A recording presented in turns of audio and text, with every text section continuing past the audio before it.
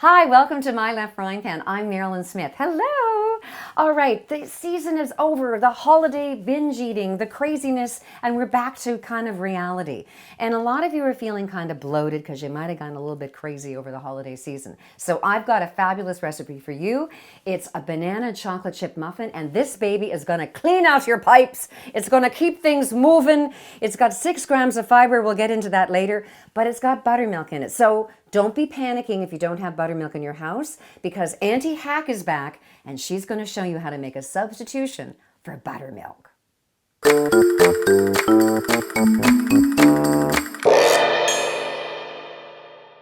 Hello, Auntie Hack here. Woo, I'm just back from Dildo, Newfoundland. Oh, I had such a lovely time. The people there are so friendly. Hello, all my new friends.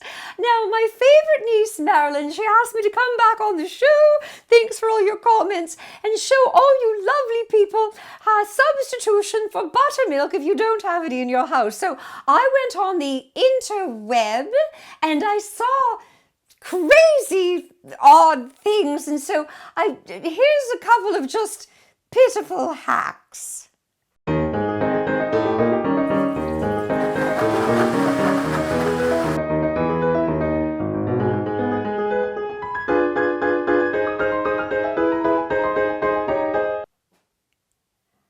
Oh, come on, really?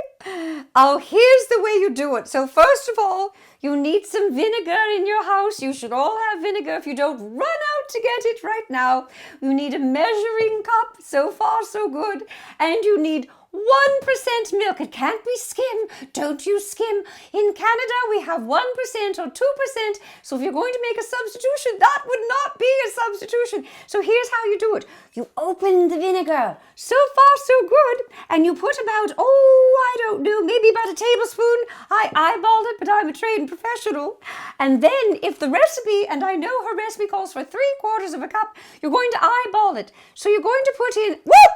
Missed the container altogether. This talking on the interweb is harder than it looks. Anyway, you keep pouring until you just hit 3/4 of a cup.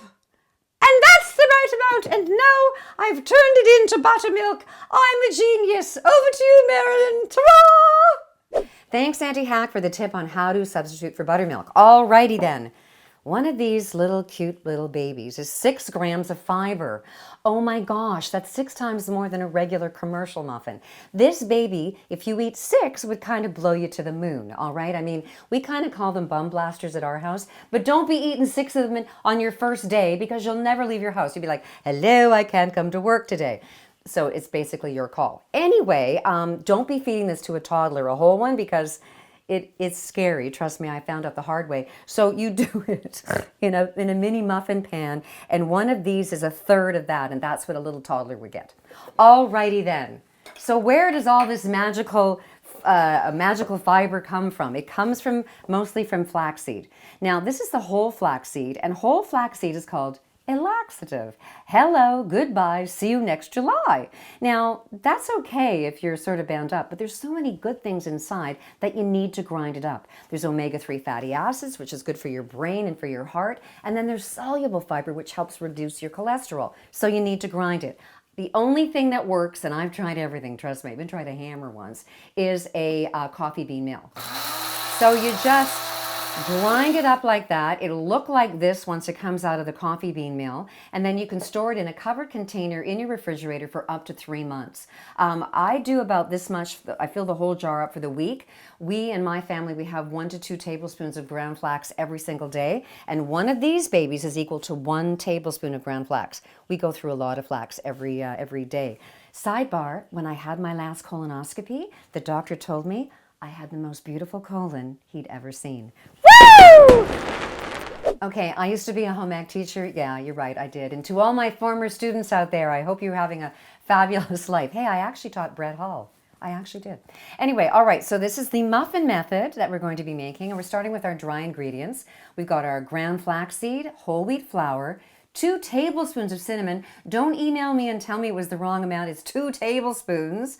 It actually helps regulate your how much insulin you pump out when you have sweet ingredients. A 1/4 cup of chocolate chips. We've got wheat germ that makes this whole wheat flour a whole grain. We've got wheat bran, and then I have baking powder and baking soda. Those are my dry ingredients. Now the liquid ingredients I have is the buttermilk. I'm going to put the brown sugar as a wet ingredient because I want it to dissolve. We're using 1 omega-3 egg to get more omega-3 fatty acids into our diet. And then we're going to add some really gushed up bananas. So here's what you do with those rotten bananas that are sitting in your counter. You freeze them whole. And this is a little bit disgusting, but it's kind of fun too. So you freeze them whole, you thaw them out, you pull off the top, and you squish it out. Oh, that's so gross. I love it. And we're going to do, so we get 1.5 cups. It takes, depending on how big the big the banana is, because, you know, size matters, and we all knew that anyway.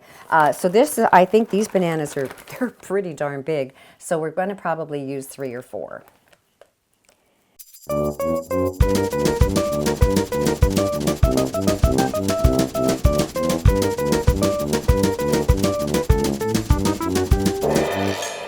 So one of the coolest parts about using whole wheat flour is that you can't overmix it. So get your kids to help you with this recipe. It's good and heart healthy and fabulous. And now we're going to put them in the muffin tins.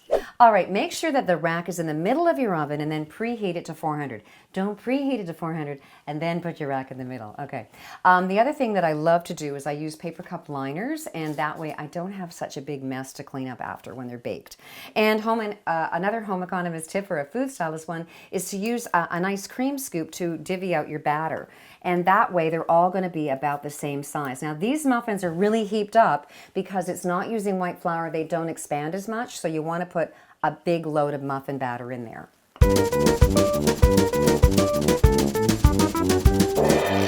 All right, they go into the oven and they cook for about 20 to 25 minutes, or until a toothpick inserted in the center comes out clean.